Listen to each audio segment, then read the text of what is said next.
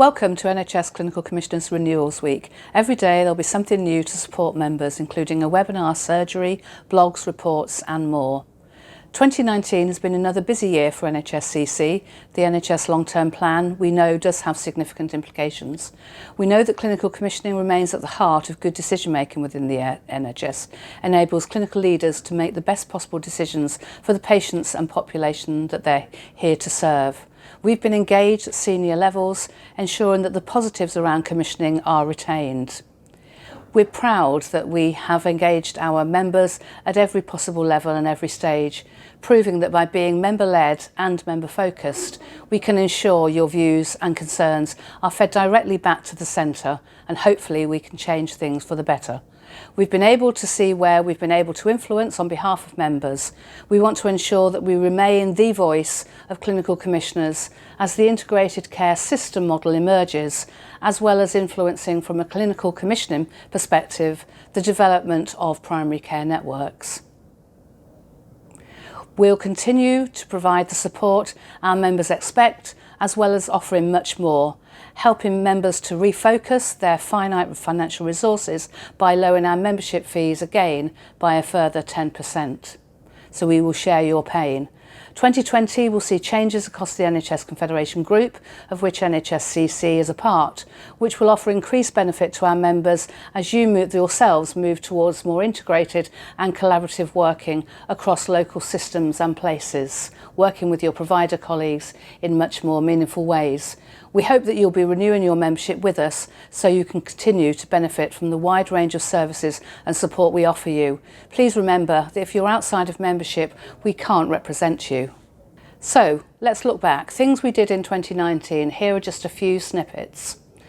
We gathered a detailed response to NHS England and improvements proposals for legislative change, which would support integration, critically without diluting or eradicating the CCG role. We directly influenced the proposals around local accountability, simplifying procurement, and for the formation of joint committees and joint governance, which were presented to the government in 2019. The proposals are due to become law in 2020. We developed a position statement on public health commissioning, asking for local authorities to retain these responsibilities while working jointly with CCGs.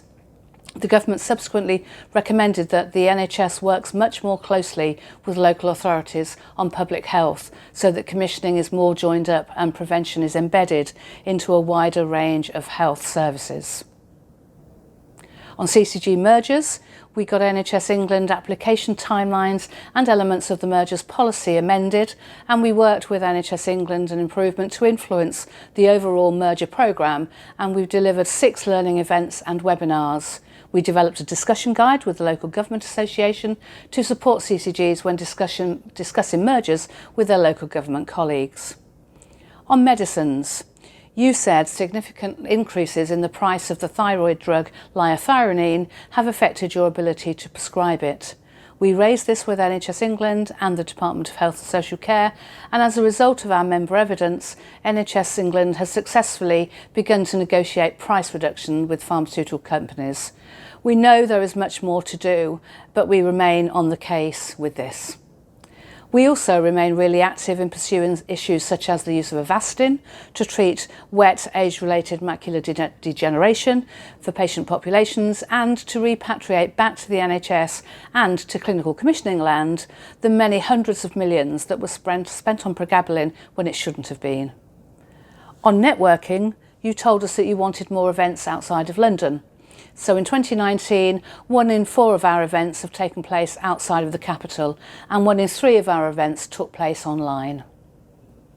Looking ahead, a benefit of your membership will be attending the first ever NHS Confed Expo event, which is a new combined event with NHS England that is set to become the biggest health event in the whole of the UK.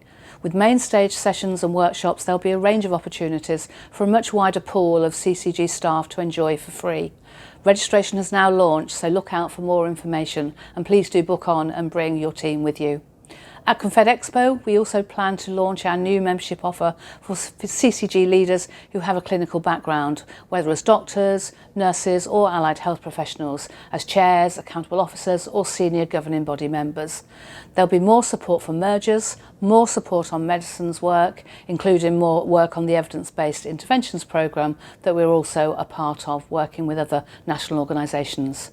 Our influencing work on behalf of members continues with our work with the Local Government Association colleagues on subsidiarity, ensuring that the right decisions are taken at the right levels within the NHS in the future.